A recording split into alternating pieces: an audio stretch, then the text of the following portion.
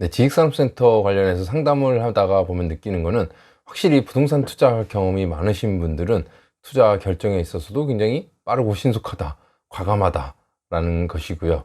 이제 경험이 많이 없으신 분들은 이제 주저주저 하게 되는 경우를 많이 봤습니다. 제가 여러 번 말씀드리죠. 부동산 투자 한두 푼 하는 게 아닌 만큼 정말 신중하게 생각해야 되고 또 확실하게 잘 알아보고 결정을 해야 된다고 말씀을 드립니다. 오해하시면 안 될 게 신중하게 생각하고 판단하라고 하는 게 오랫동안 생각을 하라는 건 아닙니다. 어느 정도 본인이 잘 알아보고 여기에 대한 확신이 들었을 때 빠르게 결정을 해야만 좋은 물건을 잡을 수 있다라는 거죠. 최근 상담했던 고객분은 지식산업센터를 이제 알기 시작해서 처음 투자를 계획하시는 분이었습니다. 그래서 안내해드린 대로 제가 말씀드린 현장에 대해서 꼼꼼하게 인터넷으로도 분석해보고 직접 현장에 가서 이제 발품 팔아서 임장도 다녀오신 분이었습니다.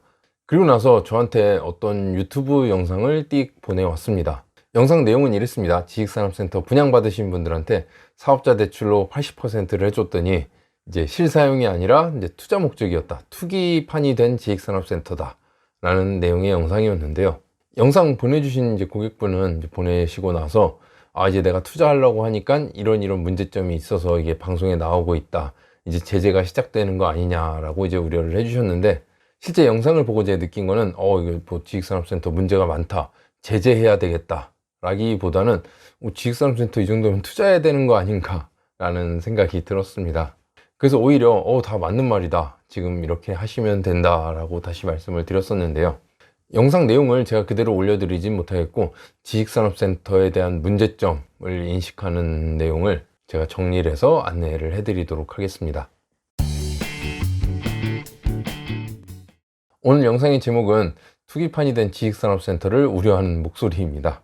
첫 번째 내용은 3년 전보다 2배 오른 가격이라고 하면서 성수의 지식산업센터를 안내를 합니다. 이건 팩트죠. 뭐 성수뿐만 아니라 대부분 지식산업센터들이 이제 과거 3년 전과 비교하면 2배 이상 가격이 오른 상태입니다. 이 부분은 뭐 지식산업센터의 문제라고 보기는 어렵죠. 아파트 같은 경우 뭐 2배가 아니라 3배 뭐 그 이상 오르는 것도 있는데, 지식산업센터는 한참 뒤늦게야 뭐 탄력을 받아서 오르는 중이라고 보시면 되겠고요. 다음은 송파구의 지식산업센터를 안내하면서 프리미엄이 1억이나 된다라고 소개를 합니다. 프리미엄 1억 굉장히 큰 돈이긴 합니다. 하지만 아파트 프리미엄을 생각하면 아직은 정말 뭐 귀여운 가격이다 라고 판단할 수 있겠습니다. 그리고 금천구의 지식산업센터를 보여주면서 경매에서 감정가보다 23%나 높은 금액에 낙찰되었다 라고 안내를 합니다. 금천구면은 이제 뭐 산업단지일 수도 있을 것 같은데요. 과거에는 산업단지의 지가가 일반 지역에 비해서 굉장히 저렴했습니다. 그러니까 지식산업센터 공급가도 굉장히 낮았었는데요. 지금은 뭐 산업단지건 뭐 일반 지역이건 뭐 벽이 없습니다. 산업단지도 똑같이 가격이 오르고 있는 추세고, 그러다 보니까 감정가보다 높은 금액에 낙찰이 된 거고, 이 낙찰 받으신 분도 이 낙찰가가 이제 뭐 현재 시세에 형성되어 있는 거 아니면 앞으로를 예상했을 때 이거보다는 더 높을 거다라고 판단했기 때문에 감정가보다 높은 금액일지라도 낙찰을 받지 않았나 그렇게 생각을 합니다. 아마도 실제 낙찰 받으신 분은 본인이 받은 것보다는 더 높은 금액으로 되팔 수 있지 않을까 생각을 하고요. 네, 그리고 다음은 오피스텔도 대출 규제가 되면서 이 규제로 인한 풍선 효과로 지식산업센터가 주목을 받게 되었다라는 내용입니다. 이건 대부분의 사람들 뭐 다 아는 얘기죠. 원래 지식산업센터가 이렇게 주목받는 부동산 투자처는 아니었습니다. 과거에 부동산 투자하면은 아파트, 오피스텔, 상가, 이게 대표적인 투자처였죠. 하지만 아파트 투자가 막히고 오피스텔도 규제가 심해지면서 이 많은 투자자분들이 지식산업센터 쪽으로 이제 시선을 돌린 건 사실입니다. 그러면서 지식산업센터 이제 투자 붐이 일어나면서 이제 분양 공급량도 늘어나고 가격도 높아지고 이제 불장이 이어지게 된 거죠. 그리고 다음 나온 내용은 사업자를 내면 80%까지 대출을 받을 수 있다라는 내용입니다. 이 내용이 지식산업센터 투자를 하는 데 있어서 가장 큰 매력이지 않을까 생각을 합니다.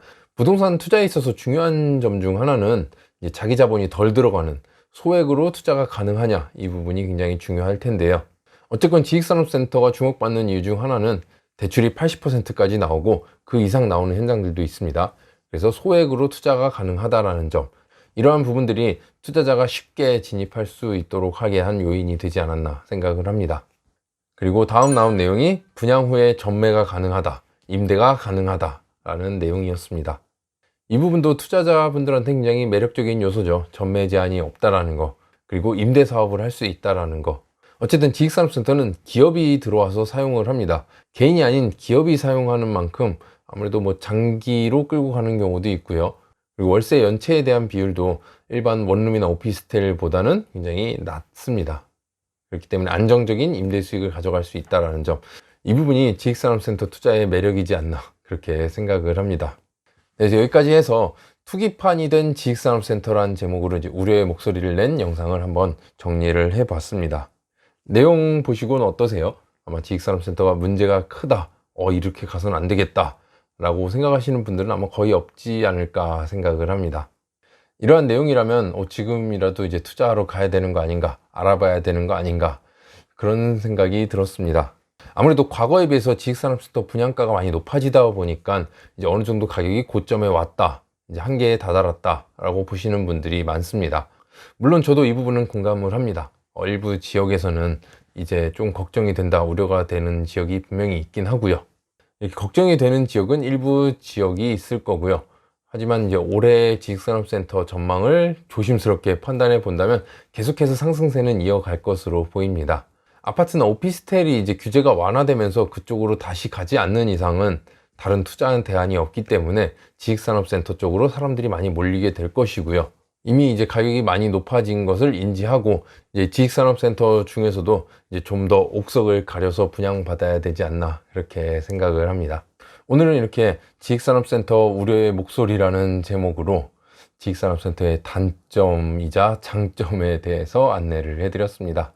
오늘 영상은 여기서 마치겠습니다. 영상 유익하셨다면 구독, 좋아요 부탁드립니다. 감사합니다.